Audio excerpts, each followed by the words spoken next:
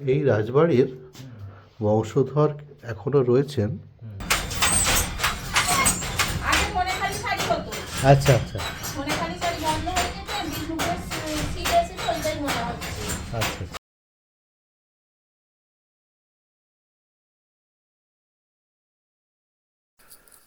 আজকের গন্তব্য জংদার বংশের রাজবাড়ি বা জমিদার বাড়ি।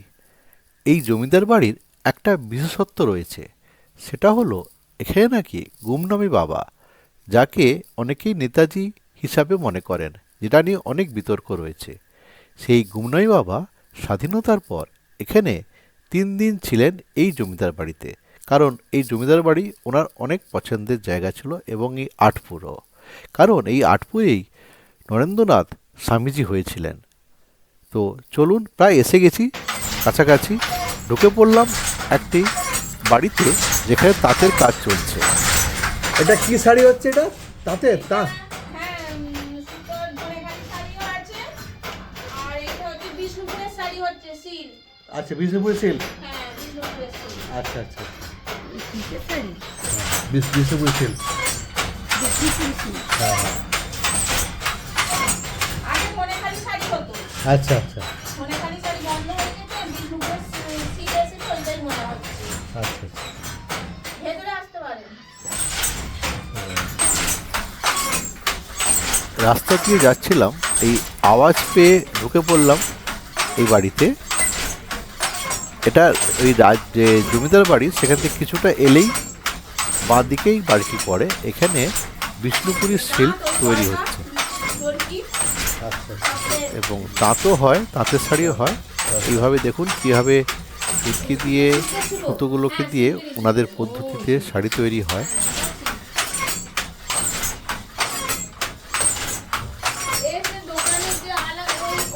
এই দেখুন কীভাবে কী পদ্ধতিতে এই শাড়িগুলো তৈরি হচ্ছে, এবং অনেকক্ষণ সময় লাগে।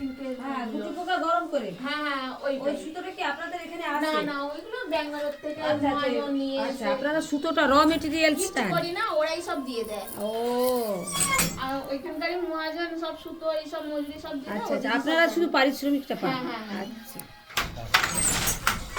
আচ্ছা, একটা শাড়ি বানাতে কত সময় লাগে? দুদিন। দুদিন? দুদিনে মানে 3 দিন। দুজনে মূল্যে 2 দিন, আর একা মূল্যে 3 দিন। এই তো পার ডে কত ঘন্টা করলে ওটা 3 দিনে একা করলে? একা করলে 3 দিন, এই যেমন সকাল ধরুন চা ফা খাইয়ে 7টা, এখন তো শীতের বেলা, হ্যাঁ। 7টায় নেবে। তারপরে মুড়ি খাওয়া হলো বেলায়, 3 ঘন্টা ডিউটি দিয়ে আবার বেলায় একটু 1 ঘন্টা একটু রেস্ট, এদিক ওদিক খেয়ে টিফিন খেয়ে, তারপর চান টান করে আরো 2 ঘন্টা বুনে, আবার দুপুরবেলার টাইমটা হয়ে গেলে খাওয়া, আবার 2 ঘন্টা রেস্ট, মানে শোয়া হলো, আবার বিকাল থেকে রাত 10টা অবধি কাজ। আচ্ছা, এরকম করে এইরকম করেই চলে আমাদের। এরকম করে 3 দিনে একটা শাড়ি হয়ে যাবে। হ্যাঁ, হ্যাঁ, হ্যাঁ। 12 হাত শাড়ি তো? না, এগুলো 14 হাত। 14 হাত শাড়ি। মানে মানে ব্লাউজ পিস আছে। ব্লাউজ আছে। আচ্ছা, ব্লাউজ পিস সহ। এগুলো ব্লাউজ পিস হচ্ছে এটা। আচ্ছা। এরপর শাড়ি আরম্ভ হবে। আচ্ছা ওই তো সুতো দিচ্ছেন, ওই যে সুতো একটা সাদা হ্যাঁ। দিয়ে দিলেন, ওটা একটা মানে এটা ডিজাইন ব্লাউজ হয়ে হচ্ছে, যাচ্ছে। এরপর শাড়ি আরম্ভ হবে।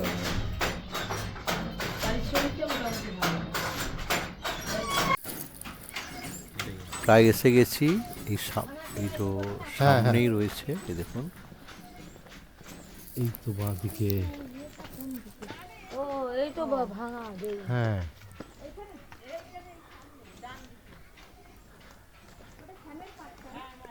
এবার ভিতরে একটু যাব।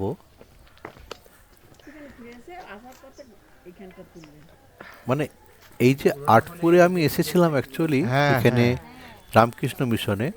তো এখানে যে এই জমিদার বাড়ি আছে, এটা আমার একদম অজানাই ছিল। মানে এখানে সচরাচর এটা খুব মানে লোকজন তেমন জানে না বা আসেও না এখানে।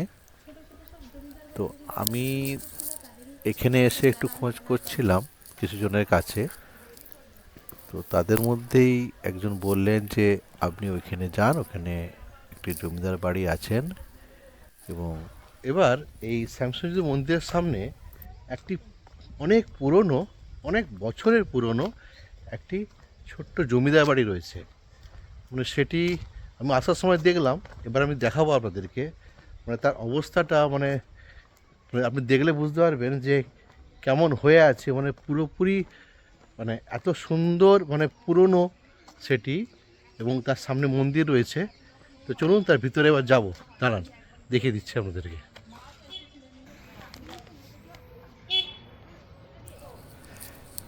এবং এখানে দেখুন, মানে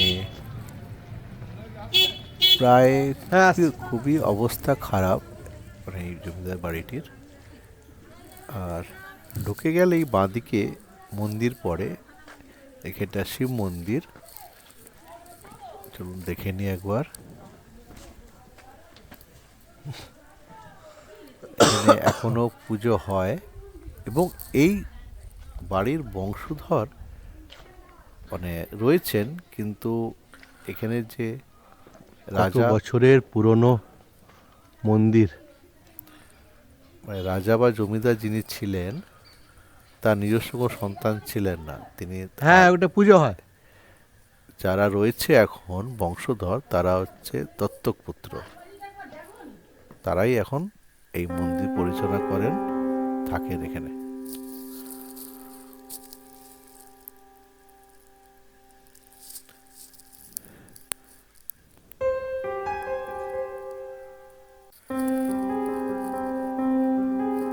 রাজবাড়িটা বেশ বড় এবং দোতলা, অনেকটা অংশ ভেঙে গেছে।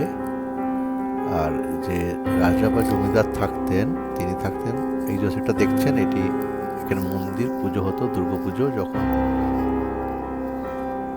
পুজো হতো ওই দালারে দুর্গাপুজো হতো, এই যে সামনে দেখতে পাচ্ছেন। আর রাজা বা জমিদার রুমটা ছিল উপরে দোতলায়। আর নিচের যে ঘরগুলো ছিলেন সেখানে নায়েবরা থাকতেন, এই দেখুন নিচের যে ঘরগুলো, এখানে নায়েবরা থাকতেন। আর রাজার অন্যান্য যারা জমিদারে বলুন অন্যান্য কর্মচারীরা এখানে থাকতেন।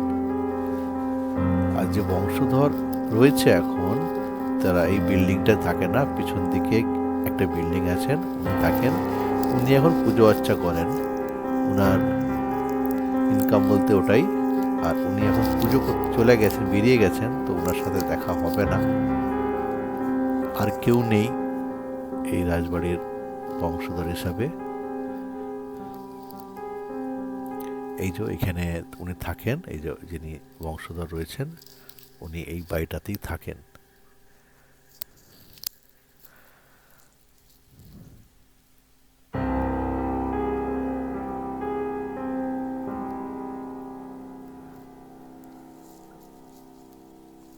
এবং এই বাড়িতে, এই জমিদার বাড়িতে রাতে সময় নাকি এখানে কিছু আওয়াজ শোনা যায় এখনো অবধি। এটা এখানকার যে স্থানীয় লোক রয়েছেন যারা, তারা দু একজন বলা বলি করছিলেন যেখানে রাতে নাকি কিছু জিনিস শোনা যায়, আওয়াজ এখনো। তো স্বাভাবিক, এত বছরের পুরনো জমিদার বাড়ি, সেখানে কিছু না কিছু থাকতেই পারে। এবার বেরিয়ে যাব, কারণ এখানে বেশি কোনো সময় কাটানো যাবে না, কারণ আমাদের ফিরতে হবে। রাজবাড়িটা দেখলেন? ও কেমন লাগলো রাজবাড়ি? হ্যাঁ, খুবই ভালো লাগলো। হ্যাঁ, জমিদার বাড়ি তো। আচ্ছা, এই এই এই জমিদার বাড়িটা কত বছর পুরনো?